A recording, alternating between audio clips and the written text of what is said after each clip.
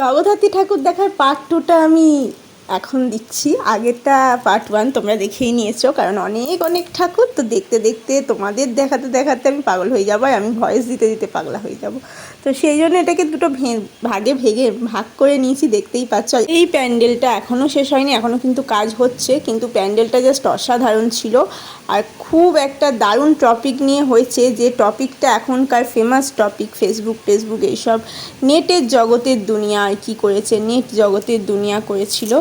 তো চারিদিকে অনেকটা বড় জায়গা জুড়ে করেছে, একদম উপরটাও জাস্ট দারুণ। আর প্রতিমাটা তো বলার কথা নেই, সব সময় জগদ্ধাত্রী ঠাকুরের মুখ প্রতিমা একদম দারুণ হয় প্রত্যেকটারই।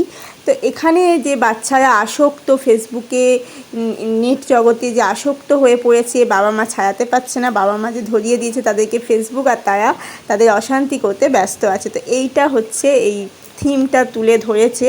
তো যাই হোক, থিমটা কিন্তু দারুণ করেছে রিলসের জগতে। আর সবাই যে উলঙ্গ হয়ে নাচছে সেটাও কিন্তু করেছে, দেখতেই পাচ্ছ। সত্যি আজ যেটা হচ্ছে সেই ঘটনাটা পুরোটা তুলে ধরেছে, আর আমার দেখে খুব ভালো লাগছে। সত্যিই তো এরকম আমরা আসক্ত হয়ে পড়েছি, আর রিলসের জগতে সবাই উলঙ্গ হতে, আমাদের পয়সা কামানোর জন্য উলঙ্গ হতে আমরা বাধ্য হচ্ছি, এই হচ্ছে ব্যাপার।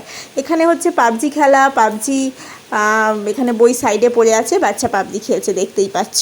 তো বাচ্চা বড় সবাই আমরা আসক্ত হয়ে পড়ছি এই ফেসবুক ইউটিউব জগতে, টাকার লোভে, শুধু টাকার লোভে আর টাকার লোভে।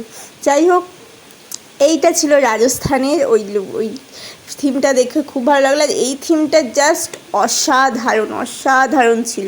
এই ভিডিওটাতে প্রত্যেকটা থিম তোমাদের দেখাবো, জাস্ট অসাধারণ, দেখতেই পাচ্ছ। এখানে রাজস্থানী লুক একটা করেছে, রাজস্থানে যে এরকম একটা মহলে দারুণ একটা ব্যাপার, আর সেখানে রাজস্থানেই কিছু লোক এসে গান বাজনা করছে, আর তাদেরকে সবাই ঘিরে রয়েছে, দেখতেই পাচ্ছ, তাদের গান বাজনা শোনার জন্য।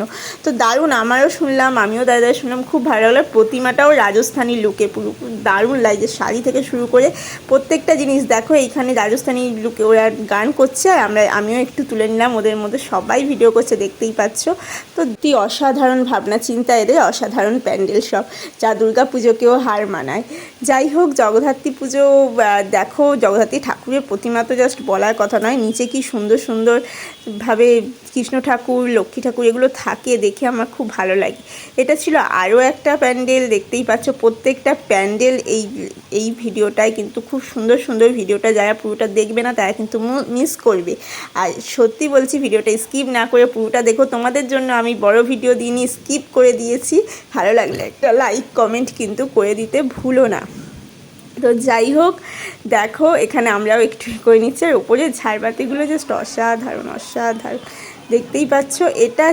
এটাও হচ্ছে একটা মন্দিরের মধ্যে থাকে, এটা প্রত্যেক বছর একই রকম প্যান্ডেল হয়।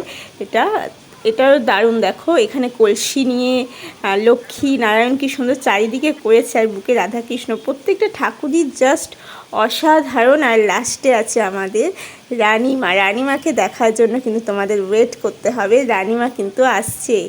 এইটাও ছিল দারুণ, দেখো কালী ঠাকুরের প্রত্যেকটা রূপ এরকম ধরনের তুলে ধরেছে, তো খুব ভালো লাগছে জিনিসটা। আর এগুলোতে আলোতে দেখলে তো জাস্ট অসাধারণ, আমরা তো সকালে দেখেছি।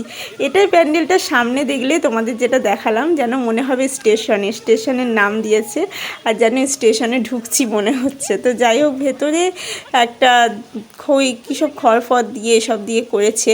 প্রত্যেকটা প্যান্ডেলই জাস্ট অসাধারণ, তোমাদের যত দেখাবো। এটা হচ্ছে চন্দননগর স্টেশনের কাছে পুরো প্যান্ডেলটা ছিল, আর এইখানে এসে আমি হাঁপিয়ে পড়েছিলাম, এত রোদ্দুর, মানে আমি আর পাচ্ছিলাম না, বললাম এবার ঘরে চলো।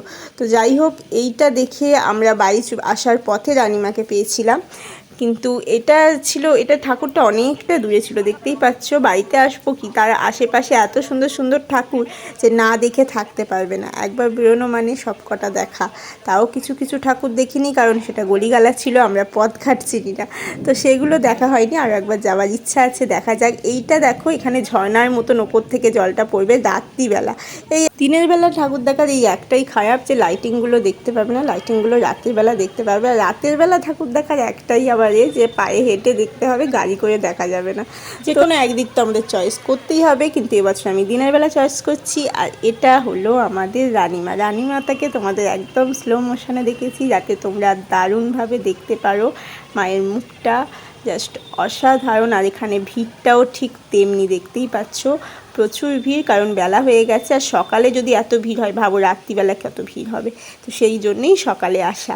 আর এটা তো সবার চেনা জায়গা, চন্দননগর স্ট্যান্ড। আমি এর আগেও এসেছি, তোমাদের আগেও দেখিয়েছি। ভিডিওটা কেমন লাগলো জানাতে ভুলো না। আমার মুখের অবস্থা পুরো খারাপ হয়ে গেছে। চলো এবার বাড়ি যাই, টাটা।